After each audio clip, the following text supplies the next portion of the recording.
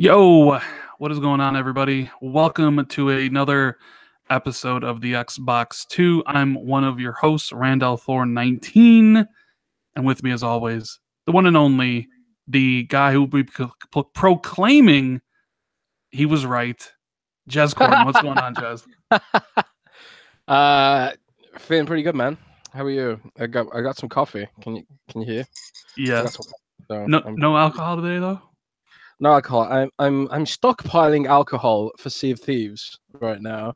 I've got vodka that's got a skull on the bottle. I've got some. I'm gonna buy some Kraken rum to go with the skull vodka, or wodka as it's called in Germany apparently. And yeah. So all my alcohol will be Sea of Thieves fueled in a couple of weeks. Or no, not even a couple of weeks. Or is it? Yeah, it's a couple of weeks. 13 days. Yeah. 13 days until you hopefully not sail. 13 days for me. Well, yeah, I mean, I'm kind of curious how they're going to handle review copies for Sea of Thieves.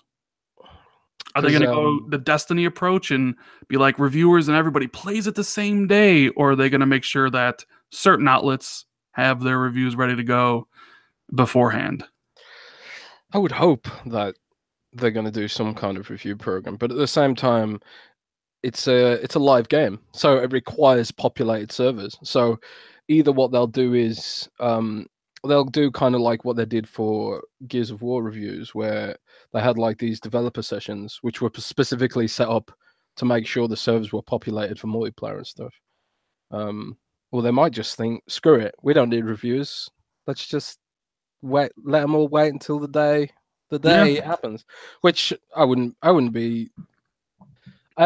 mind, because that'd be a more true experience when all the servers are full. So, or is it really? I mean, I don't know. I mean, from what I was reading, the servers aren't like each instance of the game not going to have that many like people you can run into. Maybe like 4 different teams. Well, so it's not the thing. You got to think of Sea of Thieves in a different way. It's not like servers in the traditional sense, as in you're in the same server with the same amount of people. Ships will enter your instance and leave your instance all the time. They calculate, basically what they want is they want you to be able to see a ship every 15 to 30 minutes. That was the plan. So in theory, ships will phase into your game every 15 to 30 minutes. Man, you know what? We didn't even have Sea of Thieves on the show notes, and you just want to talk about it. I do. I'm missing it, actually. I'm kind of missing it. Well, I was talking to our contest team today, because we're doing a Sea of Thieves Xbox One X giveaway on Windows Central right now, where you can win the Sea of Thieves controller, Sea of Thieves game, and an Xbox One X on Windows Central. Sorry, that's a quick plug. But after that, we're also going to do a Sea of Thieves controller giveaway, a Sea of Thieves controller stand giveaway with the controller, and also a Sea of Thieves laptop bag giveaway, because Rare sent me an extra one, which is really awesome. So I'm in a Sea of Thieves mood, but this podcast's not about Sea of Thieves. Not yet, at least. Tune in later on when we ever talk about the game, when we review it, or whatever. Either way. I figured I'd run down the announcements, or at least the show notes that we're going to be talking about. So obviously the big story today is that State of Decay 2's price and date was revealed. I did a video about it, but today we're going to be talking about, Jez, how right you were. Does it feel good to be vindicated on the internet streets, on Twitter and on Reset Era and Reddit? People were calling me nasty names. They were like, Jez doesn't know anything. You were right as well, predicting the launch day. That's right, I did. 2 for 2, man. 2 for 2. We'll all talk about that. State of Decay 2 price and date. I got a Nintendo Switch, and I'm sure Jez is ready to give me crap for it, so I'll go over my impressions of my one day use of it, because yesterday was I had to write a paper, so that took the majority of the day, and I'm still not done, and this paper's due in 3 hours. I gotta like add my bibliography or my works cited soon. So yeah. What else? Hellblade rumored to become an Xbox, and we're talking about that, and a few other things we may talk about here. So as always, Mr. Jez, I don't even know what I'm gonna ask you what you've been playing, but maybe you're just gonna say World of Warcraft, or you've been sitting there just thinking No, about Sea of Thieves, dude, or dude, what? I haven't played World of Warcraft for about 2 or 3 weeks now, which is weird because I got so addicted to that game, and you know what snapped me out of it? What slapped me out of my World of Warcraft addiction? What? Monster Hunter Bloody World. Oh yeah, I do see you posting about that game. I can't stop playing Monster Hunter World. I'm so addicted to this game. There is so much to do, and the grind is so satisfying. It's like, it's like Destiny in a way, Oh but great. Well, yeah, great. fun. So it's like Fun. Destiny, but fun. Yeah. So, like, in the sense that it's a co-op heavy game set in these open world ish hubs, and you fight monsters and stuff. And I'm playing it. You haven't played Monster Hunter World yet, right? No, I keep on telling you, I own it, and I have no intention of ever playing it. You're an idiot, Rand. You're I a know. fool. I've been told this. I've been told that you should go read the comments section on my Switch video. There are plenty of people in there telling me that I am an idiot. So yeah, you're not the first person to say that, and you won't be the last. Rand, you have to play this game and like find a friend who wants to play Monster Hunter World in your time zone. I would love to play Monster Hunter World with you, but it just doesn't seem like our time zones are going to let that happen. But it's just so addictive. The combat is so fun.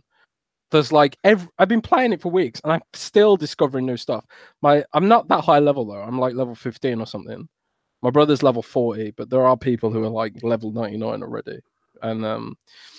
And they're dropping DLC soon. Giant T-Rex type monster. And free DLC and new monsters to kill. Like hundreds and hundreds of weapons to unlock, hundreds of different types of armor to upgrade. It's like everything I'd hoped Destiny could be, and more. So it's a weird comparison to make, but I just mean like the grinding stuff, the killing bosses, the co-op with friends, the live service. They've done everything that Destiny wanted to do and done it better. And I'm playing the game with a bow gun, which is kind of like a gun. So I'm playing it like a shooter, like a Gears of War style third person shooter. I just love it, man. I just absolutely love this game. And also I've been playing Surviving Mars for the review next week. I can talk a bit more about Surviving Mars now because the preview embargo is lifted. Really quickly, I gotta give a shout out to Fallout 3476 V2 who super chatted £2 and said Randall Thor 19 took the easy way in Dark Souls, exposing me. I'm in hashtag exposed. Hashtag exposed. Hashtag exposed. I'll expose myself right now. I've only killed 2 bosses in the whole Dark Souls franchise. How's that for exposed? I'm so bad at those games. So here's the thing about Dark Souls. I played it, the first one. I didn't care for it. And someone offered to run me through the game in co-op, which they did. And I ended up getting 1,000 gamer score in it. But I never brag about it. I never say anything about it because it's one of those things like, why would you? Because essentially I was ran through the game. I'm not going to brag about it. Some people know the truth. And yeah. Oh my God. I've been exposed. I'll expose. Exposed. So yeah. I just don't enjoy them. I just don't enjoy them. I don't feel like I'm growing in power like fast enough. I'm too impatient, I think. I watched Kid Smooth play Bloodborne last night, and I was dying. Like it was one of the funniest things. Shout out to Kid Smooth in the chat. I was watching his he was playing Bloodborne, and oh my God, you could tell the rate he hated that game as he was playing it. But, oh man, I bought my friend Bloodborne for her birthday. I got faith in you, Smooth. Get that $400 from those guys, beat Bloodborne, and then I don't know, buy whatever you want. You can do it. Yeah. Other than that, yeah, I've just been playing Surviving Mars and more of the Darkest Dungeon, which is Darkest Dungeon is really good. Yeah, Darkest Dungeon is ace. Actually, it's like for those who don't know, Darkest Dungeon, it's like a 2D dungeon crawler roguelike turn-based RPG. It's a weird hybrid that you would think shouldn't work, maybe, but it works so well, and it's got like H.P. Lovecraft aesthetic, comic book style artwork, and it's got this like brooding narrator talking about what you do. You have to manage your character's stress levels and stuff like that. It's a really good game, and it's I think it's like $20. So yeah, if you like turn-based RPGs, 25.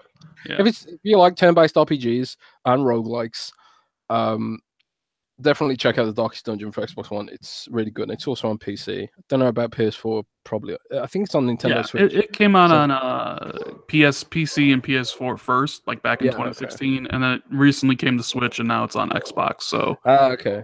Well, I'd never heard of that game until it dropped in my inbox, and I was like, oh wow, this is really good.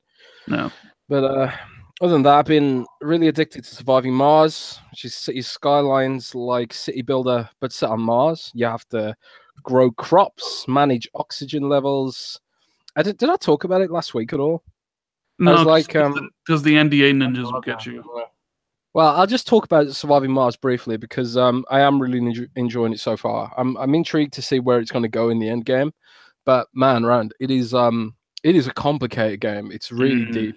You know, like City Skylines is a more of a creative simulation game where it's like, you know, you can put your trees where you want them, and you can make these like really pretty cities and stuff like that.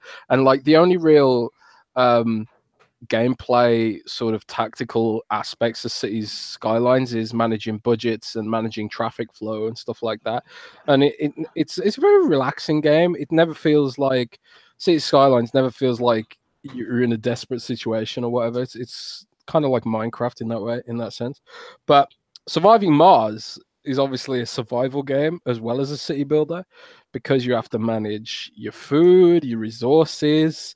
If you run out of money, you can't get drops from Earth anymore, which means your colonists are basically abandoned on Mars and left to their own devices.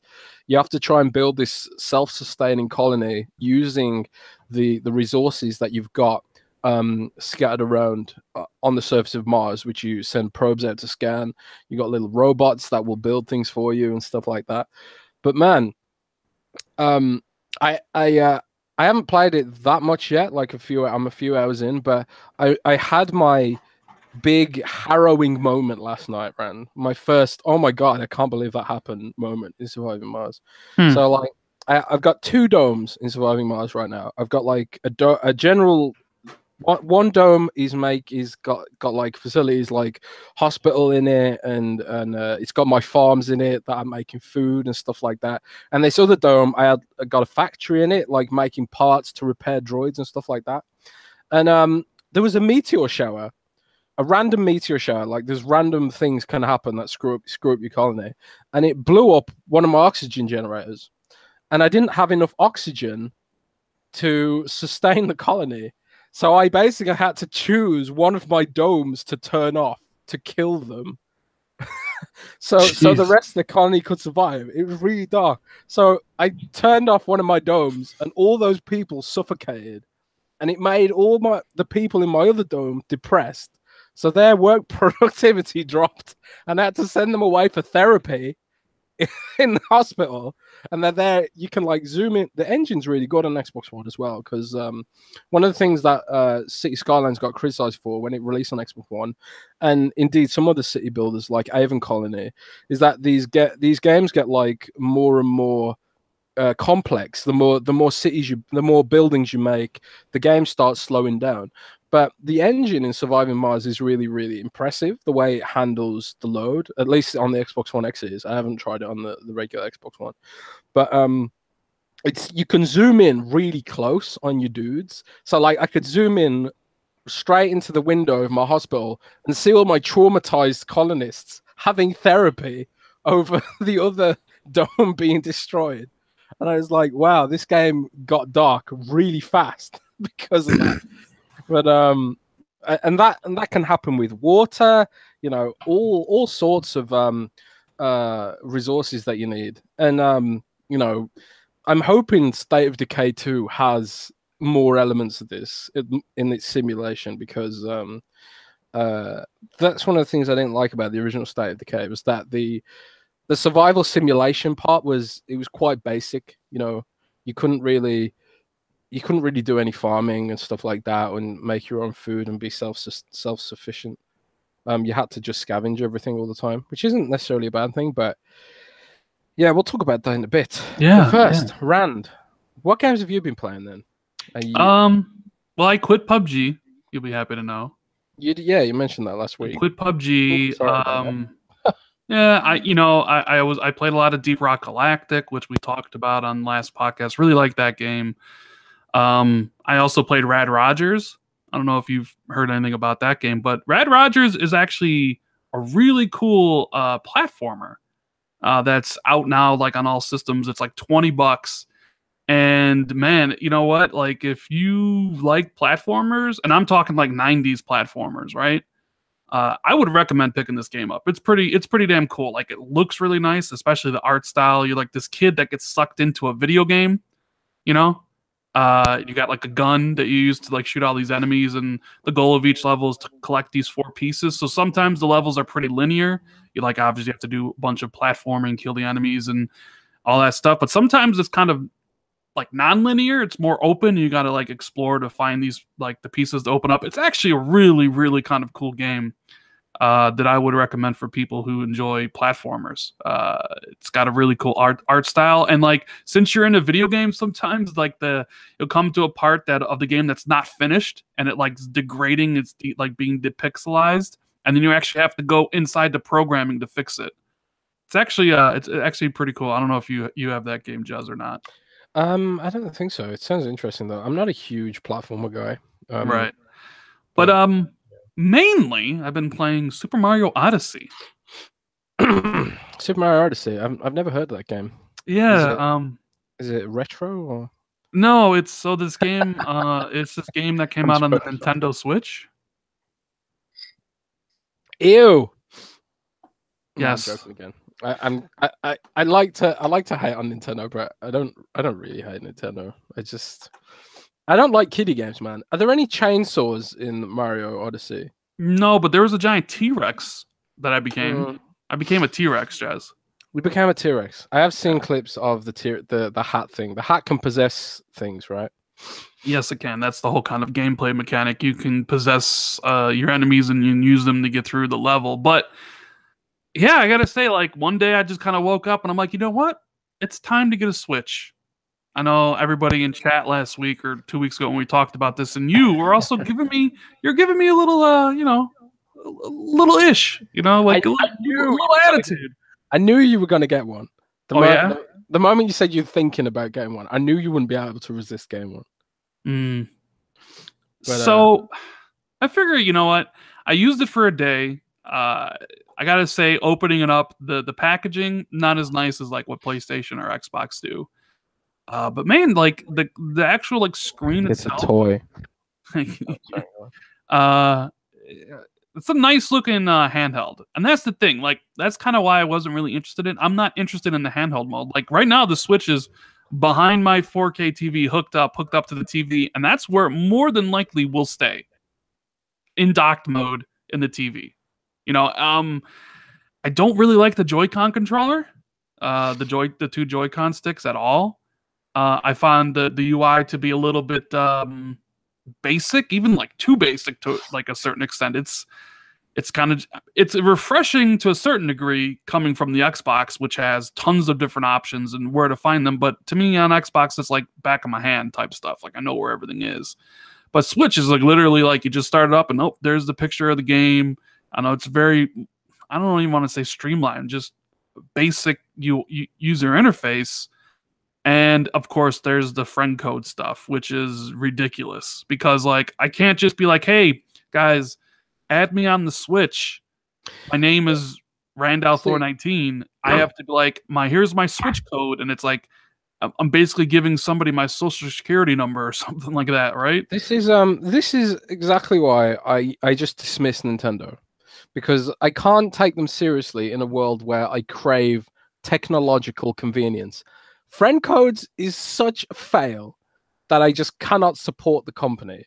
you know, and it's not just it goes beyond the Switch. Like, it's the reason I can't be bothered to get a DS, even though like I'm a huge fan of Metroid and Pokemon and stuff like that. But I can't be doing with this sort of 90s style connectivity. You know, I got a PC, I've got an Xbox. I can't be doing with all this kiddie stuff that Nintendo seems to push through its consoles. But continue. But okay, I bought a Pro controller, being told that, hey, you know, you're not gonna like the Joy-Cons, which I don't. I don't like the Joy-Cons. I don't like the handheld like version is nice, and I can see it like, hey, if you're going for a 5-hour flight, oh, it'd be so great to like knock it out and like use it on the flight. But I just don't like how far like spaced the controllers are on the screen, you know? So it's like, especially if you're playing something like Bayonetta 2. So like get a Pro controller. I got the Pro controller. And the Pro controller is nice. However, all the buttons are backwards. Right? So like B's on the bottom where A should be, and like A's on the right hand side, and like Y's the left button, and X is up at the top. So it's like literally the exact reverse of Xbox. So to like accept anything on the Xbox, you press the A button. But the A button to accept anything on the Switch, the A button is like where the B button would be for Xbox. So I'm literally like having to look down at the controller to making sure I'm doing the right things, because my mind obviously is just so accustomed to Xbox. And then later on, when I got on Xbox, I was like so confused because I was literally doing the exact opposite actions on it. And I was just like, man, this is going to drive me crazy.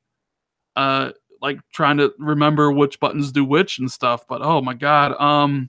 But as for the game, because that's what's important, Super Mario Odyssey, man, it looks incredible on my TV. I gotta say that, man. Like, holy like, it looks really good. Like, I was kind of shocked considering I got a 4K TV. I know the game can only go up to 1080p because that's all this, you know, the Switch dock can do.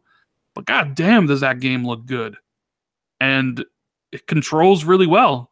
I didn't really like the controls too much when I was playing it in handheld mode because I had to try it out. But man, once I docked it, hooked it up to the TV, grabbed the Pro controller, it was great. And I'm gonna finish it off hopefully this weekend or so. I do have I got a God of War 3 to finish and Moss to play for PSVR. But man, I'm into it, man. I think I beat the Sand World. So I beat the intro level, and then I beat the level with the T-Rex, and then I beat the Sand World. I think I have like 50 moons now because I went around collecting all these different moons. I'm enjoying it, man. I have Bayonetta 2 coming, as well as Legend of Zelda Breath of the Wild. And I'm not really sure what other games I want besides those two. I'm a big fan of Bayonetta, but I didn't play Bayonetta 2 because I didn't own a Wii U. So I'm excited to play that. And Zelda, I was kind of hoping for it to kind of break me out of the open world fatigue I'm in right now, right? So, I don't know, man. I'm enjoying the system. I think it's cool. I understand.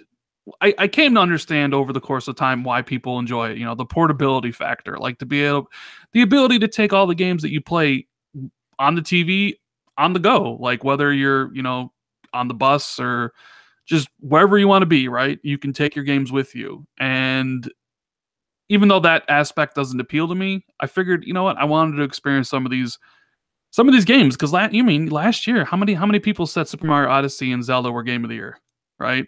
A lot of people. A lot of people. But again, I don't really take those opinions seriously because Nintendo has this, you know, effect on people where you can't criticize Nintendo. Right. But the thing is like I couldn't really engage in that conversation because I didn't have an opinion on either game because I didn't play it. You know what I mean? Yeah. So it's like I kind of wanted that. I didn't want to be kind of left out on the cold this year. So now I have all three systems and a gaming PC. So if anything comes out that's exclusive to anywhere, I can play God of War, I can play Spider-Man, I can play Death Stranding, I can play Mario, I can play Zelda, I can play State of Decay, I can play Forza Horizon 4. If there's ever a PC exclusive game that's not a MOBA or a Battle Royale game, I can play that too, you know, and give my thoughts and opinions on all that stuff. So it's mainly one of the reasons why I got it. I will never get one. I had a couple people upset that I got one and saying that this is what happens when Xbox doesn't provide games to their customers. They switch platforms. Well, don't we live in a world where people can own more than one console? I don't know. Is that not normal to own more than one console? For like, I don't know, people It's not view like it you're gonna as sell like your Xbox. no, but I don't know. I don't know what it is like. I'm only going to be using the Switch when there's games on it I want to play, just as like the PlayStation 4. Like I'm like I don't think maybe I think a lot of people get that, but there's a certain section of gamers who even in my videos, like I was talking about like the God of War Pro bundle, and they were like, "You're just jealous. Bliss is on PlayStation," and I'm just like, "You do realize I have a PS4 Pro, and I will be getting God of War day one, right? It doesn't matter to me that God of War is not on Xbox because I'll just play it on PlayStation." Just like it doesn't matter to me that Mario's not on Xbox, so I'll play it on the Switch.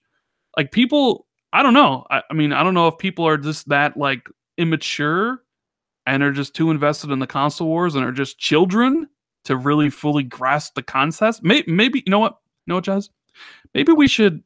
Maybe these really are kids. Maybe they're 12-year-old kids lashing out because their parents won't let them buy them another console, so they have to prop up the ones that they have. You know? Maybe they're just like 13-year-olds or something. Maybe.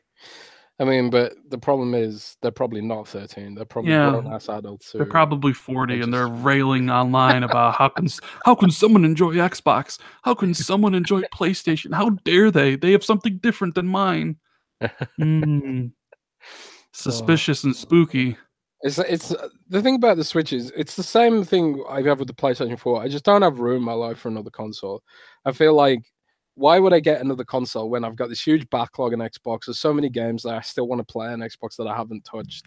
I still haven't completed, games from years ago. I still haven't completed. Like I haven't even started Dishonored 2 and XCOM 2. I still haven't finished my run through of that, and then I've got a GTX 1060 PC, and I can pretty much run all modern games as well. So it's like I got a PC, I got a Xbox. I don't need any other system in my life. So here's the thing. That's where I come from with that. Xbox Best Box says in chat, you stupid if you own a Switch. Playing Mario and Zelda for over 30 years, LMA, FAO, or whatever. Right? Here's the thing. This is my first Mario game since Super Mario Brothers 3 on the NES back in like 89 or 90. And this is my first Zelda game since Wind Waker, and the previous Zelda game I played before that was on the NES, was Zelda 1. I am not a Nintendo gamer. I'm not. I didn't own a SNES. I didn't own a 64. I owned a GameCube at the tail end of the generation when it was $99 for Metroid Prime. I really don't necessarily care that much about their games, which is why I don't own their systems. So no, I haven't been playing Mario and Zelda for 30 years. I've played like 2 of them. In that regard, I've been playing Gears of War and Halo for a hell of a lot longer than I played Mario and Zelda. You know what I mean? Yeah, I do, man. The thing is, like people joke. I mean, I joke about Nintendo just banking on Mario and Zelda, but there's a reason those franchises have been around for 30 years. It's because they're just consistently good games. It's not like certain other studios and publishers and franchises where they release a few good games, and then the franchise dips into a cavern and abyssal destruction like Mass Effect Andromeda basically killed the whole franchise. And like, yes, maybe some Zelda games are worse than others, but the fact is they're all always decent games at the very least. And not like Resident Evil 6, which almost killed that franchise, and then Assassin's Creed Unity, which almost killed that franchise. Nintendo never seemed to get truly greedy. They always make sure their games are the top as good as they can be, because they know that's sort of their bread and butter, is that the quality of their IP, the reliability that, the sense of reliability they project that those games are going to be good is really important, which is why, like, with games like Grand Theft Auto as well, people know the next Grand Theft Auto is going to be good. And that in of itself is better marketing than marketing over time. So that's the value of their IP is more important than a lot of things. It's similar to Naughty Dog. Yeah. People don't need to wait for reviews on a game by Naughty Dog. Just like with like Rockstar, people just assume it's of a different caliber, you know? Exactly. They're in that sort of league where they're just untouchable, where it's like a lot of other studios just aren't. And I was actually thinking about Capcom recently, because recently Capcom they've started putting out high quality games again. And Resident Evil 7 was great. And Monster Hunter World is incredible. And I've sort of got this like, oh yeah, Capcom are back, you know, then they know what they're doing again after a few years of like disappointment. Street Fighter 5, sorry, missing all this content. And then you had like Resident Evil 6 and yeah, but then they do something like Marvel vs. Capcom Infinite and stuff like that. But that's what I mean. It's like they could totally get complacent again, and they think like, oh no, we've got Monster Hunter World now, we've got all this money, let's squander the goodwill we've built up and release a load of crap, which is what EA seems to do as well. EA seems to go through these cycles of oh, everyone hates us, we need to work hard and do better, and then they release a few really great games, and then they have a year where it's like they go, oh, we can afford to half-ass everything now. And honestly, last year for EA, for me, EA's 2017 was a train wreck. You know, it was just atrocious. You had Mass Effect Andromeda, you had the whole Battlefront 2 thing. You know, it is a train wreck. So Nintendo don't really have this. Like, even like sometimes their hardware fails to resonate, like the Wii U and the GameCube to a lesser extent maybe, but their games always seem to deliver. Like the GameCube had great games, and I think the Wii U also had great games, even if the the console itself wasn't that great. So that's that. I wish more studios would take more care with their IP. You know, and Microsoft could do this as well. I mean, and I think that's a lot of the reasons why people have this anxiety about State of Decay 2's price point, because they feel like Microsoft is being complacent with the State of Decay brand, you know, and the price point is creating memories of ReCore. Whoa, would you look at that segue? Woo. That wasn't even intentional. But it was good enough. It was good enough. It was good enough segue. I mean, it was subtle. It was on point. You went from talking about Capcom and all that stuff right into State of Decay without missing a beat. So yeah, let you know what? Podcasting. I mean, pro there. Give Jez a hand. Beautiful segue. We need a soundboard. No, we do. We say this every week. So you know what? Let's talk about State of Decay, shall we? Jez was right. Bow down to the master. Never doubt Jez again. Because okay, so that's of course just a funny joke, but IGN got the exclusive IGN First. They'll be running coverage all month long on State of Decay 2, and the first part of their coverage was confirming that the price of the game is $30, basically corroborating the UK leaks from the week before, and that the game will be coming out March 22nd. So not only is Jez right, but Rand is right, because go check out my prediction videos about Xbox and PlayStation. Not only did they get Detroit Become Human on the nail, I hit that one on the head, predicting that release date right, but damn, I nailed State of Decay 2 as well. So yeah, maybe go check out and see when I think Crackdown and Spider-Man and all these other games are coming out. Someone said before we even started, and I was watching the chat, is like, Rand disguises his predictions sometimes as facts. He'll put in there things he knows for sure are happening, but then has it under the disguise of predictions. Is that true? I'm not gonna say, but just saying. So State of Decay 2, Jez. What do you think about this? The fact that it's $30. I mean, we already had this discussion. I swear it seemed like it was last week, or maybe it was the week before. I'm not even really sure anymore at this point. But some people are taking shots at the game for not being AAA. Some people are like, well, does it really even matter because it's $10 in Game Pass? What do you think? What are your thoughts on all this? Well, I mean, we went over it in the previous podcast, didn't we? You know, it's the fact that it's $30 creates this impression that it's not going to be AAA. And you know, I don't know if anyone's seen the IGN gameplay footage. It was very similar to the footage that I was shown at E3 last year, and other press was shown at E3 last year. It looks a lot better than that footage I saw before. Like the gunplay looks a lot like stronger and stuff like that. But it's still like it still has that sort of indie production values. Like for example, hand animated mobs instead of motion capture. Obviously, that's cheaper than getting a motion capture studio in and getting actors to act out all the the gun, the walking and stuff like that. So the animations look a bit cartoony, and all this other stuff. And it's like people say, well, is this AAA? Is this AA? What is this game at $30 price point? Microsoft considers it to be AAA.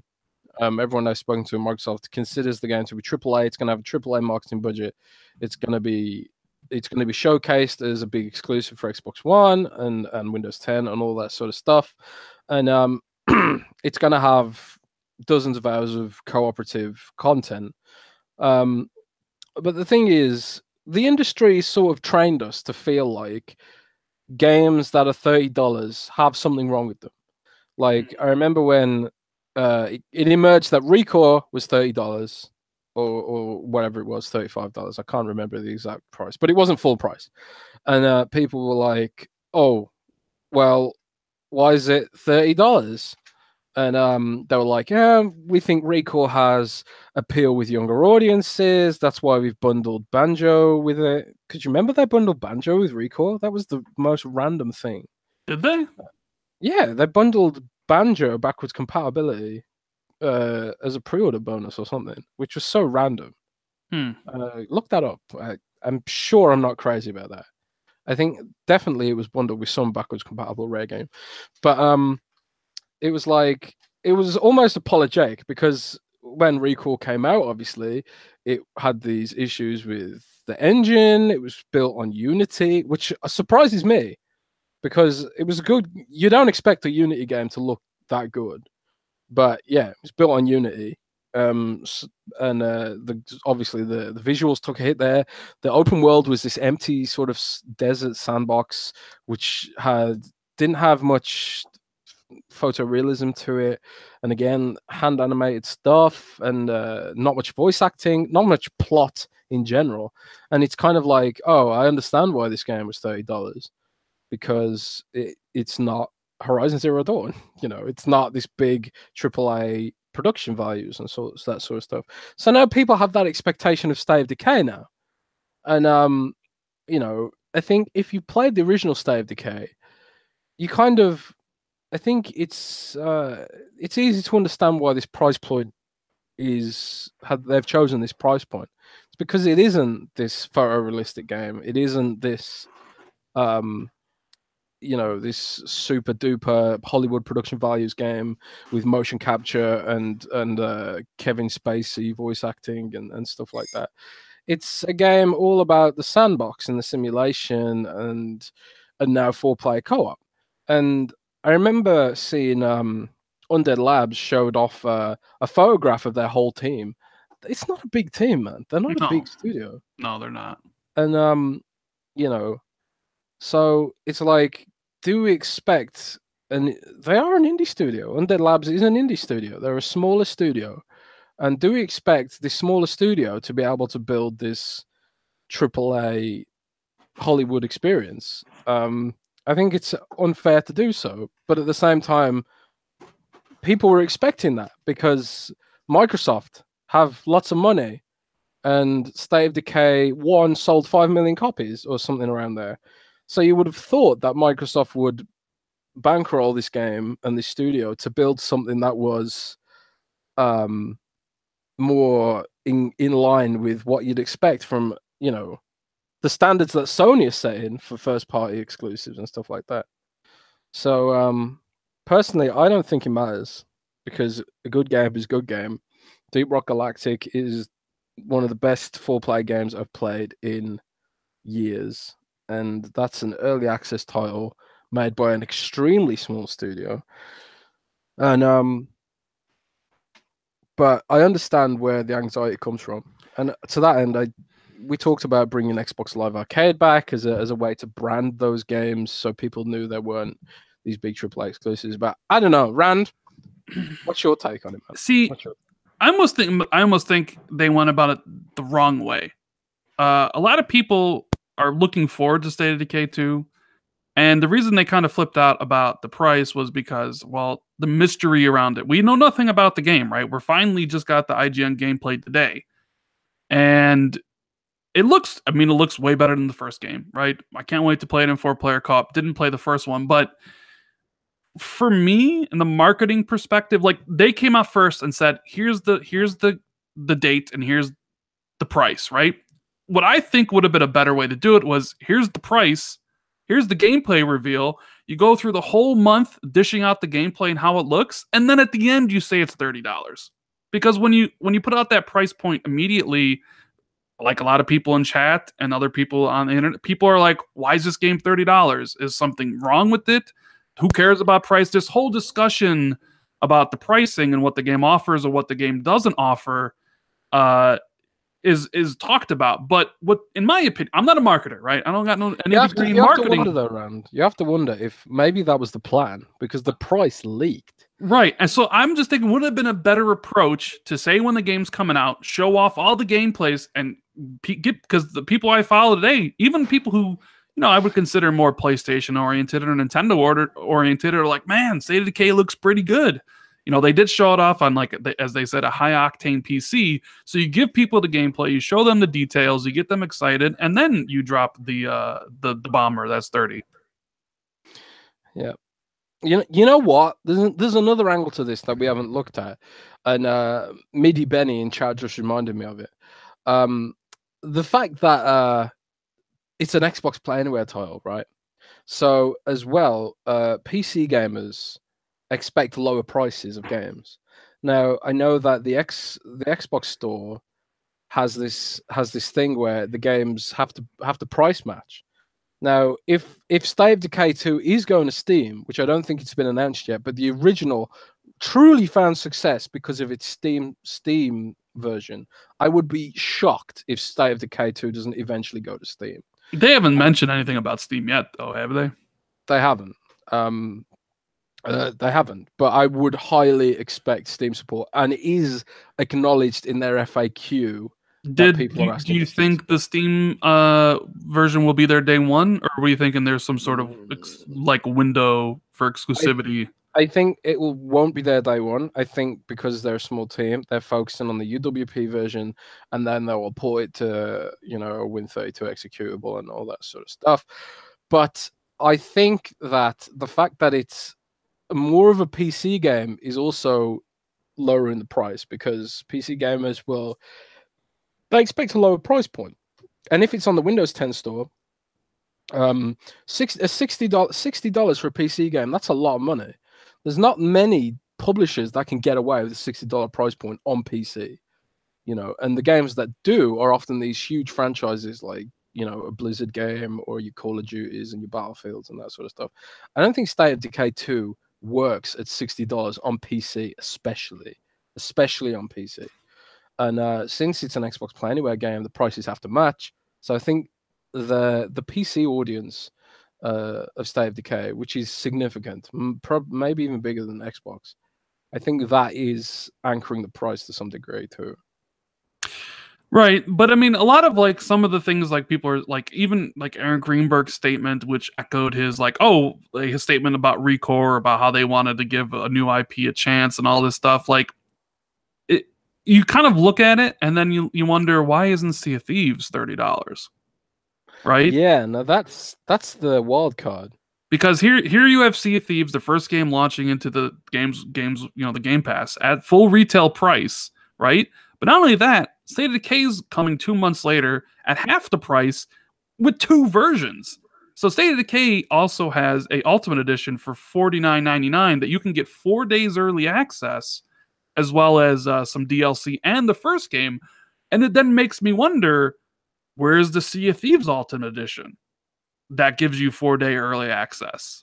You know, like it makes me wonder if Crackdown 3 is going to have some sort of Ultimate Edition bundled with both games back compat with 4-day early access, right?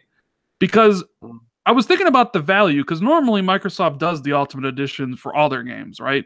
Like Forza Horizon was 100, Gears 4 was 100, I think Halo Wars 2 was around 100, right? And what you're really paying for in that instance is early access to the game, 4 days early than anybody else, except for maybe reviewers. And then I'm looking at this one and I'm like, okay, so the core game's 30, but then you can get the game for 10, but you can pay what, 50 to play it 4 days early and get DLC and get another game that's already included in Game Pass. I know this game, like I know Game Pass, since they don't know how successful it is, didn't really probably impact their decision on what the price should be. But you got to wonder if down the road it could, right? Because I've seen this argument thrown around, and I actually kind of agree with it. We live in a world with PUBG and Fortnite now. We live in a world where PUBG or where Fortnite is like the biggest thing in gaming now, right? And the thing is, Fortnite's free. You know, Rainbow Six Siege just launched its season 3 and it has more concurrent users than it's ever seen before. So you have these games coming out that are just engulfing a huge audience, and they're not letting their audience go. Fortnite's only getting bigger. PUBG, yeah, it's on the decline, but it sold a crap ton on the Xbox. Rainbow Six is getting more people. All these like games as a service type games, they're just getting bigger and bigger. How do you compete as kind of a mid-tier-ish game in this gaming environment? I mean, you have Game Pass, which lowers the price significantly, but then you also have the $30 retail version. So I don't know. I don't know if it's like more is like, hey, there's State of Decay 2 is like I don't know, a $60 game disguised as a $30 game. I almost kind of think is like they're trying to price it in today's gaming landscape, where the biggest game of the world is a battle royale game that is played by millions and millions of people. And how do you get people to even drop out of Fortnite to give any other game a look? It's got to be either quality or price. And I mean, I'm not sure about the quality of State of Decay 2 because I haven't played it, but certainly the price point is really attractive, right? Yeah, and that actually worries me what you said there about like, Sea of Thieves dominated Twitch during its first beta. It was number one, but it was also free. Fortnite is also free, but State of Decay is $30 on PC, which is it's a fine price point for PC gamers, £40 or whatever, for £40 for the Ultimate Edition on PC, which is impressive. But then $60 for Sea of Thieves on PC, and you also have to put up with the Windows Store, which PC gamers hate. I don't think PC gamers are going to pick this up at pick up Sea of Thieves at $60 on PC. I think like you've touched on something there. I think maybe Sea of Thieves should be a bit cheaper as well. Well, yeah, I'm just a little curious about like, the same thing Aaron Greenberg said, which I don't have his quote, could literally be applied almost verbatim to Sea of Thieves, which was applied to Recore. So I'm just curious to see like why the pricing for one versus the pricing for another. And then that makes me think about Crackdown 3. Can they launch Crackdown 3 at $60?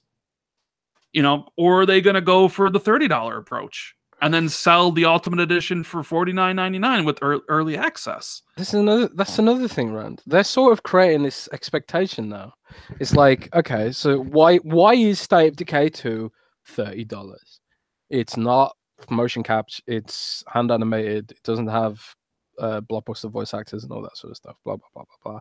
It's not photorealistic, it's got cartoony graphics. Now if they create an expectation that, oh, that's the reason that game is $30, it's like you say, you could apply that logic to Sea of Thieves and Crackdown 3 as well, and then people are going to be, I mean, Sea of Thieves NPCs don't even have a voice, they just have text. No, they have a voice. I heard it when I was watching the video. They have voiceovers now? Yeah, but I mean, it's pretty basic stuff. Well, yeah. Even still, it's like it's not going to be the story of Sea of Thieves is made by the players. It's not delivered in a big Hollywood cutscenes and stuff like that. So it's kind of like it's almost confusing for consumers, and it's going to be like I almost feel like Crackdown 3 can't be $60 now.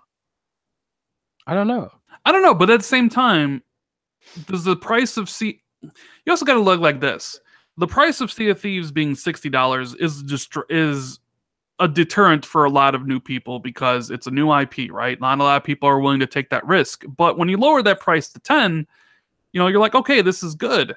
But then, like, when the price of the game itself is lowered to 30, the difference between 10 and 30 isn't so much that then you'd be maybe more inclined to actually own the game. You know what I'm saying? Like, for Sea of Thieves being 60, you'd be like, I paid $10 and I could have 6 months of Sea of Thieves for the same price I bought it. But then that value necessarily isn't the same there for State of Decay 2 because of how much cheaper it is. You know what I mean? Because we all thought, because when we were talking about Game Pass, we were talking, hey, you subscribe for a year, it's $120. We assumed State of Decay, Crackdowns, Sea of Thieves, and Forza Horizon 4 would all be 60, so that's $240. And you'd be saving half. But now State of Decay 2 is 30, and who knows what Crackdown 3 is going to be. I mean, obviously, I'm just imagining that GIF of the woman with the mathematical equations floating around there, right? Like, because then if it's 60 30 30, that's $120, which is the full year of Game Pass. I mean, you obviously throw Forza Horizon 4 in there, it's a little bit more, but it's not that big of a savings as people had originally thought, and that's of course not. And I did see someone ask you yesterday on Twitter if there are any unannounced games coming, and I thought that was kind of funny because of course there are. Forza Horizon 4 hasn't been announced yet, but you know what I'm saying? Like, it makes me.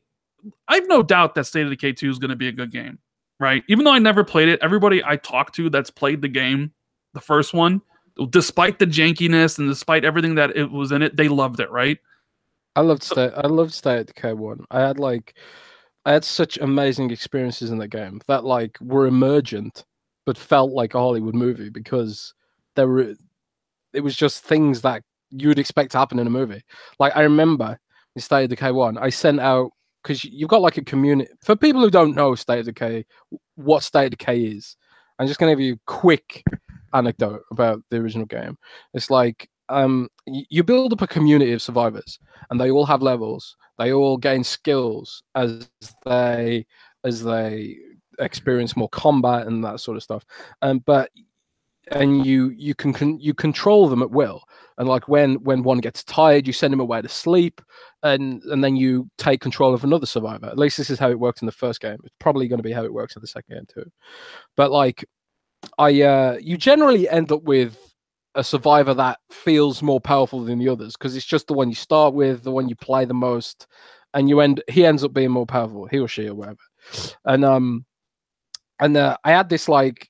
The first time I played it, I didn't really train any of my other survivors. I just used this one dude to do everything. And I used to send him out, drive around, get the stuff, come back, blah, blah, blah. And like, I remember I drove I got really complacent because it was really strong. But I ended up in this situation where I was just swarmed by zombies and I was like hiding in the corner of some building. And it suddenly dawned on me that my most powerful survivor, the hero of my story, was about to die this miserable death. And because State of Decay has permadeath for each individual community member, he got killed. The game saved because it's constantly saving, and that was it. Then I was sort of in this situation where I was in a high level base, and I had all these community members demanding food and stuff, and I had all these low-level survivors who couldn't do anything. And it was just like, oh my God. And I was just sort of translating that experience to movies and stuff like that, where the hero guy gets killed. And that's what State of Decay is. It's like this emergent experience. And it kind of reminds me of some of the Sea of Thieves commentary where they say like, Sea of Thieves is a canvas and we want players to create their own stories based on what they do in the game. State of Decay is like that as well. So it has this unique stuff, and I think as fans of the first game, I think a lot of people were hoping that it would go up to the AAA level with the sequel, and that the first game was this proof of concept that was going to turn Undead Labs from being this sort of indie startup to being this AAA studio that maybe even joined Microsoft. But for whatever reason, it just hasn't worked out that way. And it looks like State of Decay 2 is going to be just basically an upgrade of the first game. Yeah, but I mean, isn't that what people wanted? Just the first game with better graphics, better animations, better frame rate, less jank, and 4-player co-op. I mean, that's kind of exactly what people wanted. I guess so. You know, I mean, they've switched to the Unreal Engine, you know, which supports this kind of game better than what did they use before? Was it the Crytek's engine? Yeah, CryEngine. Yeah, they used the CryEngine. But yeah, it's like you know, everything should be better than the first game. But I'm still concerned that it's gonna. As a fan of the first game, I got like this expectation. I want more of everything that the first game did. I want more types of buildings and stuff like that. You know, more simulation and all that sort of stuff. And I guess IGN is going to reveal all this stuff because they've got like exclusivity throughout March. Yeah, but we'll just have to wait and see. No, it is interesting that they are giving DLC out with the Ultimate Edition, and you know, they've kind of backed away from microtransactions. Oh, lots and lots of studios have sort of seemed to have backed away from microtransactions. I'll tell you, like some people around were saying like the reason State of Decay is $30 is because it's going to be rammed with microtransactions and loot crates. I've been told that State of Decay 2 won't have any loot crates. I don't know if that's been confirmed officially. No loot crates for State of Decay 2 confirmed. Yeah, I mean that's what I've been told.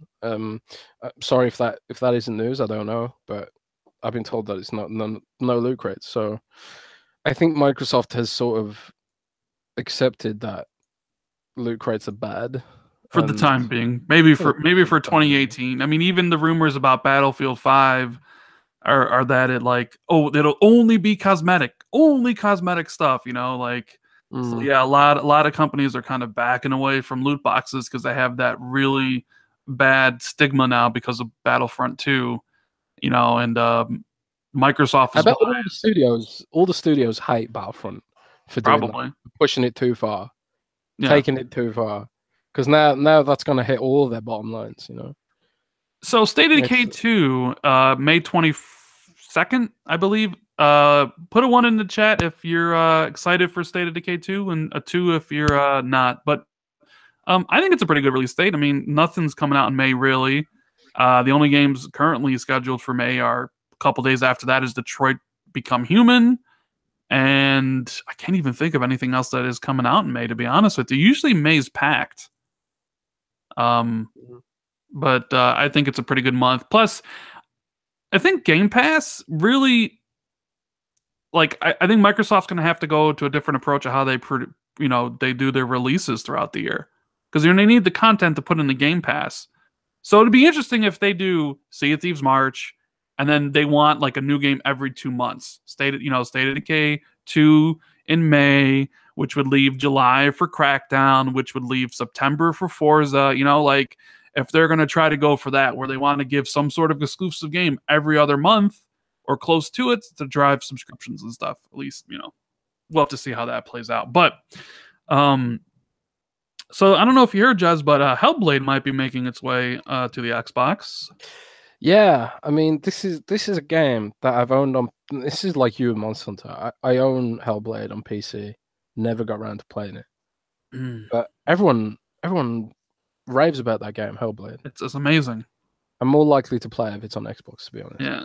And by the way, got to give a shout out to Daniel J, who used Super Chat a little bit ago to say, "Hey, Jez, meow." Yeah, that's my avatar. I like cats. Yeah. Send me cat pictures on Twitter. If you ever want to cheer me up, send me cat pictures. Apparently this has been leaked on the different ratings boards, like Taiwan's rating board and a few others. It was always a game that was described as first on PlayStation, not exclusive to PlayStation. Yeah. So it's really no surprise to me that it's coming. I'm just kind of curious to like when it's coming, because usually when this stuff happens, it's pretty soon. I know a lot of people are like, well, maybe a year from now, like a year from the original release date, which was August, so they'll come out in August, but I'm not sure the game would be rated right now if it wasn't coming out soon. So I wouldn't be surprised if it comes out in April. Yeah, I wouldn't be surprised either. I think it's like it's going to be one of those games that sort of appear out of nowhere, and it'll probably be pushed by Idea Xbox and stuff like that, and because it is an indie, isn't it? Yeah. So It was a great game. So can't wait to look forward to the official announcement. It'd be interesting to see how they support the X as well. I know on the PlayStation 4 Pro they had a resolution mode and a performance mode. I would hopefully the same thing, 60 frames and a resolution mode on the X, and see how much different it is than the Pro version. I agree. And Microsoft have this like thing where they encourage indie developers that come later to Xbox to sort of add something else to sweeten the deal. So it'd be interesting to see if they're throwing something extra for Xbox fans there. Skulldiff wants to know something about Ashen. I'm not the person to ask about Ashen. That'd be Jez. Yeah, I mean, Ashen's sort of gone quiet. I know the studio pretty well. I've interviewed the devs twice. I've played Ashen myself at E3. Ashen's going to be a big deal. I think it's a truly special game. Very strange game. Like it has this sort of Dark Souls feel. It's not as hardcore as Dark Souls. It feels a bit more like playing The Witcher on a high difficulty. That's how I described it. And it's got this gorgeous cel-shaded aesthetic, bleak world. And the interesting thing about it is this sort of dynamic multiplayer where people just appear in your game. Like you'll come to a door that requires 2 players to open it, and if there's anyone waiting there using the Microsoft Cloud or whatever, they'll just sort of appear in your peripheral vision, like as if they'd always been there, and then you can go off and do like a 2-player dungeon together and stuff like that, and take on a boss. And I played it at E3. The game was coming along really well. It already felt, the demo they showed at E3 was so polished. It was like it was my pick for game of the show. Like I didn't like Crackdown 3 and State of Decay 2, which I saw at E3. None of those impressed me even half as much as Ashen did. Ashen looked great, but they've gone dark. They've gone silent because they're working on the game. Don't know if it's coming this year. Could be early next year. Could be late next year. But I think Ashen's going to be big. When Ashen drops, it's going to be a big deal. And I don't think it's going to be fully Xbox exclusive either. I think PlayStation 4 fans, maybe even Switch fans, will be able to get in on the action at some point. But Ashen, keep an eye on Ashen. That game is stunning. Jez, I got a funny story for you. I shared this with you earlier, which we both had a laugh about. But apparently, all the Oculus Rift headsets across the world all stopped working today because of a technical oversight on their part. The reports were flooding in that the Oculus client was no longer launching applications, blah, blah, blah, blah, blah, blah, blah. And I just got to start thinking, can you imagine if this happened to Xbox or PlayStation or the Switch? Like if one day, literally, every single Xbox One hooked up to the internet and was updated stopped working and was down for days, or PlayStations. Can you imagine what the fear and the anger that people would? Oh my god! Yeah, you've hit the nail on the head there, Ron. Because like nobody really cares about all Oculus Rifts being bricked because nobody's using them. They're all sitting in drawers gathering dust because nobody uses them because VR headsets are so inconvenient. It's just funny how much of a screw up this is. I mean, it's due to some like expired certificate or something. Like they forgot to update a certificate, and as a result, it's bricked all the update software for the Oculus Rift. So people who've tried to run an update on it, they've become locked out of their headsets and they can't play any games and stuff. But the fact that this isn't a bigger story kind of says it all about how popular that headset is. Which is not popular because I don't think they even sold 1 million of those things yet. Yeah, it's funny. SpongeBob says they're all using it for VR chat. The thing is, I played VR chat. Nobody was using VR for VR chat because you can just play it with an Xbox controller on PC or a mouse and keyboard. Nobody was using VR chat in VR. I think like the only people that were using VR chat and VR were like us, and we weren't using Oculus headsets. And like it was funny because you can tell when someone's using VR for VR chat because their head moves around and their arms move around because they're holding the controllers. Everyone was just playing it like it was a PC game. No one's using the VR headsets, man. It's like they're too inconvenient. This is like it's so funny. I don't like Facebook as a company, so anything that hurts them makes me happy. I mean, it like if this was Xbox or PlayStation or Switch, oh my god, like the damage control. Like, can you imagine if it was like Xbox, the PlayStation dudes would be ribbing Xbox dudes, or if it was vice versa, people would be going crazy. Like my Xbox, people go crazy when like there's a problem with the digital like licenses on your Xbox that happen for like 3 hours. Like when Xbox Live was down for what, like 4 or 5 hours the other day, people go nuts. Can you imagine for the system not working, period, for some length of time? Oh boy. Or just like booting it up and getting an error message. Right. Okay, or Steam. Can you imagine if you know God, it was Steam went down? Steam does all those updates like every day. Steam gets like, well, almost every day it feels like Steam gets those like big updates and stuff. Can you imagine if like they delivered an update and then like Steam came back and it just blue screened your computer or something? No, but nobody cares about this Oculus Rift story because no one's using it. I just thought it was funny, but it is funny. The other thing that I wanted to talk about was the Xbox Spring update. You did a video about it on the Windows Central. What do you think about it, Jazz? I mean, we got 1440p support for gaming monitors, a lot of updates to the clubs, the new spatial audio for like they changed the sounds while moving through the dashboard. Yeah, I actually like the new sounds. Whenever they change something like that, I always know that everyone's going to come out like, "Oh my god, I hate this! They need to give me a way to turn it off." And it's just like, it's just sound effects when you're clicking on things. Is it really such a big deal? I kind of like the new sound effects though. In any case, personally, but this update's not particularly exciting. I think for most people, it's not at all. Like, I don't have a 1440p monitor, but congratulations if you do. The Xbox One X now supports it. And the S. And the S. The S too? Yeah, that's what it said in the release. The X and the S. But I'm probably not going to use that the mixer thing where you can let people control your controller remotely because why would I?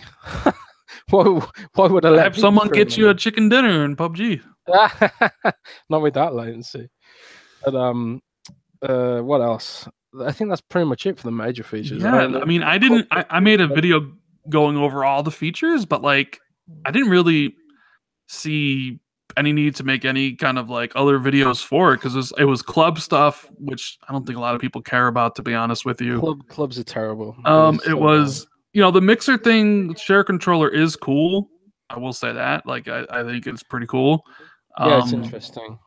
But other than that, man, I don't know. Hopefully, Microsoft Edge. Oh, I will say a couple of things about Microsoft Edge. Microsoft Edge. I mean, before Microsoft Edge was just basically Internet Explorer rebranded, the Windows 8 Internet Explorer rebranded.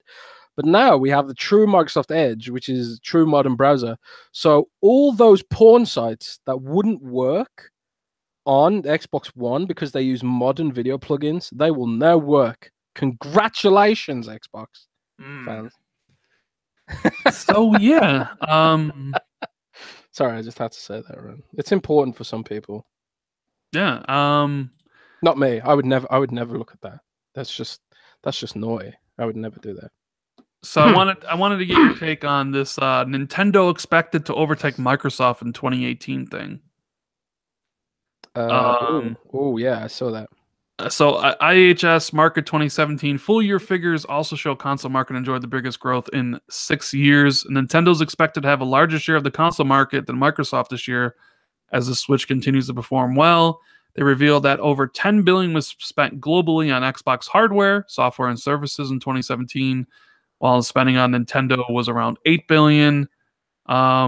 And they said that Sony was clearly the leader and was over $20 billion for 2017. And they predict Sony to dip a little bit for this year, Microsoft to regress a little bit this year, and Nintendo to surge past Microsoft for 2018. What do you think? Well, I think the predictions that Microsoft is going to contract are probably premature because I think Game Pass is going to be bigger than they realize, especially because Microsoft are specifically spreading out their AAA games to keep people subscribed to Game Pass. So, like, expect Crackdown 3 to come out at a very tactical few weeks at months after State of Decay 2 does, and then expect another big game to come out a few weeks, months after that, to keep people ticking over on Game Pass. So I would be surprised if Xbox revenue contracts year over year this year. I would be very surprised. But, I'm not a big industry analyst. I'm not getting paid megabucks like these people. So what do I know, man? What I do don't know. I know? I mean, there is the thought that, Nintendo's like predicting some 20 million units they're going to sell this year. I wouldn't be surprised. I know Nintendo are going to do really well this year. Nintendo are going to PlayStation. Everyone's going to do well this year. But I just those comments about Microsoft shrinking, like they're year on year going down. I don't think that's. Well, I mean, they're getting to the point where they said that you're ending the console's life cycle. Some people say next year's the beginning of next gen or 2020, so we're coming to the end of it right now. But I mean, yeah, the Xbox One had its best January NPD ever. Of course, that's not like worldwide, and it's nobody really knows how much revenue Game Pass is going to drive. I'm assuming PlayStation is going to sell just as well as it did. Who knows if Nintendo's going to reach 25 million or whatever they're shooting for. But yeah, I mean, I kind of thought, because I've been asked this question, when do I expect the Switch to overtake Xbox? And I was like, 2019. I didn't think it would be doing it 2018, at least for unit sales. But I mean, number one, we'll never know how many units are out there from Microsoft unless they leak it or some third party leaks it, because they don't want to talk about it. I mean, does it matter if the Switch outsells Xbox? People will make fun of it, of course, but they already make fun of Xbox now as it is, so it wouldn't be anything different, Yep. But yeah, let's take a couple questions because I have to get off here soon to finish this paper that is due in an hour and a half. I'm writing a Sea of Thieves preview as well for tomorrow. Not Sea of Thieves, Surviving Mars. Surviving Mars. Began with an S. I was almost there. But yeah, so guys, give us your questions and then we'll take a few and then we'll get on out of here. That's right. If you're listening on on a podcast app or on iTunes, thanks for your support and all that stuff. We really appreciate it. Just make sure you subscribe to Rand on YouTube as well for all these cool videos outside of the podcast. And the links to iTunes, Google Play Music, SoundCloud, and the RSS feed if you want to listen to it in the podcast apps. They're always in the description of the video, as well as the link to Jez's Twitter and my social stuff. And I just included the friend code for the Switch if anybody wants to follow me on PlayStation, Switch, and Xbox. Sad. I know, right? A friend code is so stupid, man. Oh my god. Man of Leisure wants to know, when is the Xbox Spring Sale? Spring. Probably. Next question. We probably just would have to look at when the spring sale was last year to get a good. They'll probably drop it around when schools are out for question Easter or whatever. Luke Taylor Rogue One wants to know, when is the Master Chief Collection patch? Interesting. And could this Master Chief Collection go into Game Pass a couple months after Crackdown? Good point. Patch it. Get it up to the X standards, fix the game, boom, Game Pass. Yeah, I think that's almost certainly coming to Game Pass. I don't know. We'll probably start. Maybe we'll hear something about it at E3. Maybe.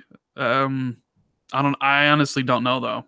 I imagine if Crackdown's July, you could maybe they do something with a fully patched version of the game for early September, and maybe they launch Forza Horizon in late September, early October.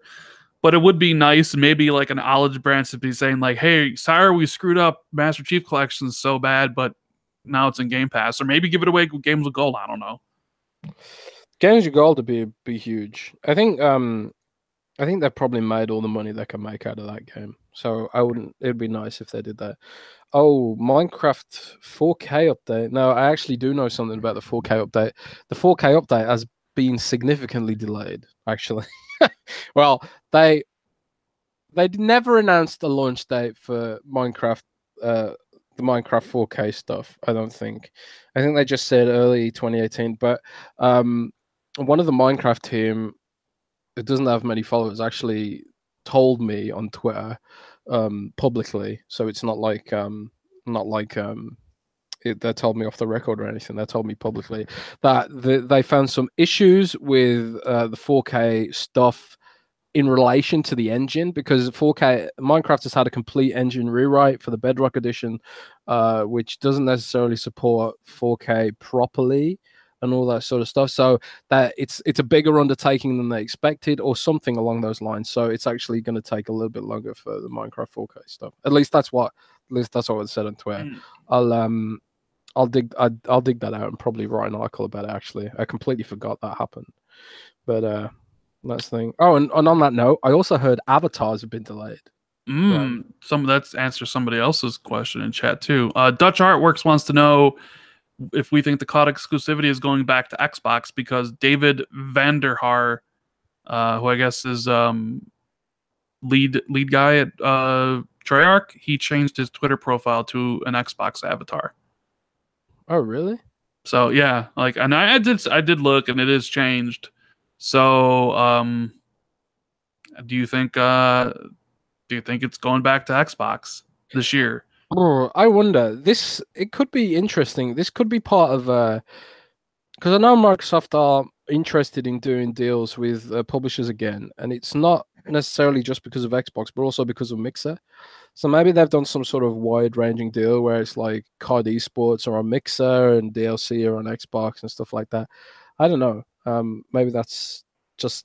I mean, that's pure speculation. I don't know anything about those sorts of deals, but is it a big deal if they have this COD exclusivity? This sort of whole COD exclusivity thing has become like controversial. It would be huge if they had the game exclusive, but I mean, just like the marketing.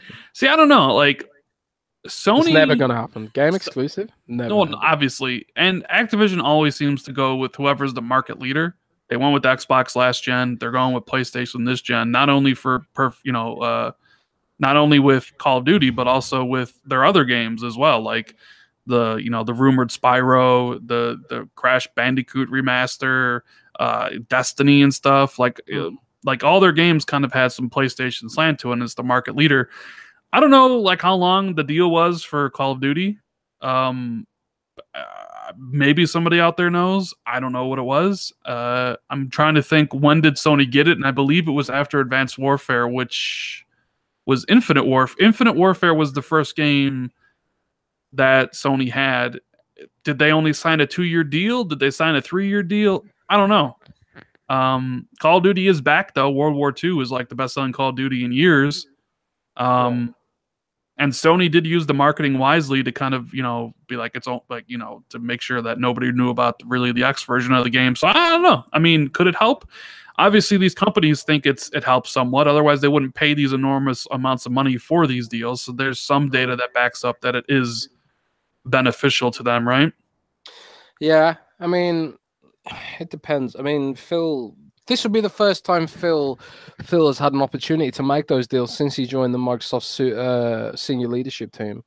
So maybe it's like, yeah, they've got extra money to do these sorts of things now because Phil's got more political clout than he had last year when he wasn't on the senior leadership team. So who knows? It'd be interesting to see if that happens.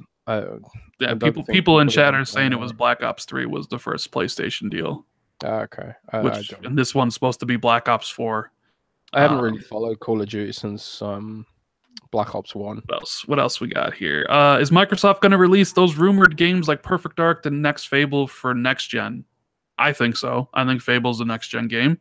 I wouldn't be surprised if Perfect Dark is either. I think all the games that you heard about rumored are all in the pipeline for the next Xbox. In my opinion. I don't know. I definitely think Fable is, without question.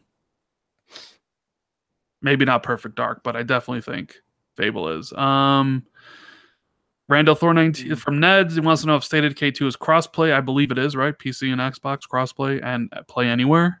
I'm pretty sure that's true. Flamish Boy wants to know what's the next game I play on the Switch. That'll be Bayonetta 2.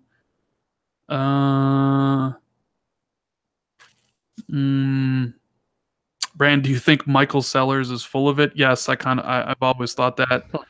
The dude just takes rumors wherever he finds them, whether they're on Reset Era or on Twitter or on 4chan, and then says it himself. He's a dude that's saying PS5 dev kits are already in the hands of developers. And does 4chan still exist? I haven't been there in years. I'm going to go there right now. Oh, God, I regret it already. Close. Oh, my God. OBJ wants to know if State of Decay 2 will be 60 frames on the X like the PC footage was shown by IGN. I mean, maybe there's a performance mode on the system for the X. I think performance mode would be a good shout. I'm still kind of wondering if Sea of Thieves is going to have a performance mode. That would also be a good shout. Yeah. That would be great if like all Microsoft games had that option, a performance mode 60 frames. Yeah, I wish Microsoft would do that by policy and lead by example, so other games would do that. I mean, 4K is better than 60 frames, 1080p in my opinion. But you know, we I can hear Rand sighing in the background.